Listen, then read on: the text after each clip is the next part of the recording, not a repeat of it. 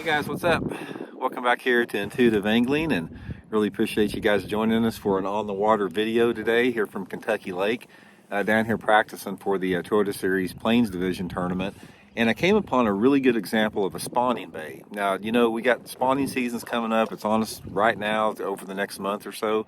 So I'm gonna sort of idle through here and show you some key areas to look for, and why it is why this is a particular good spawning area, and you can duplicate it in the lakes that you have around your house. Also, guys, real quick before we get started, just a big thank you to everybody that's been subscribing here lately to Intuitive Angling. If you haven't subscribed, invite everybody to do so. And thank each and every one of you guys very much that has been using my tackle warehouse link in the description of each video to purchase your tackle. That's really been a big help, so thank you very much for that. Okay guys, let's go. I'm gonna turn the camera around here. I'll show you what to look for. Okay guys, now here we are. Now here's the main lake out there behind us. You know, here's the point coming into the cove here, and this is the cove all the way back to the very back end there. Now normally what happens, these fish will begin to stage out here on these points, you know, during the pre-spawn.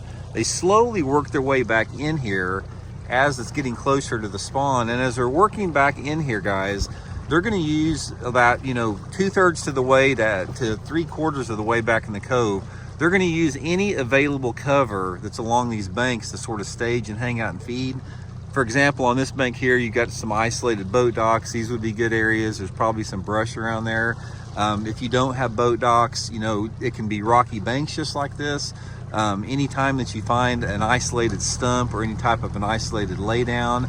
And also, guys, pay close attention to the angle of the bank coming off of there, because during the pre-spawn, a lot of these fish like a little bit steeper drop off. So even though if a bank looks flat, they could have some water depth out off of it.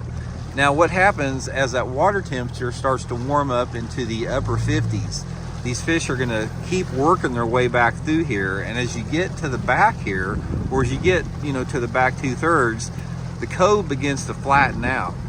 Now you can see here on this particular bank up here, let me scroll in on it, you know, you've got a lot of good small rocks, some gravel. This is an ideal type of a spawning area because bass love to spawn around rock, gravel, any type of objects.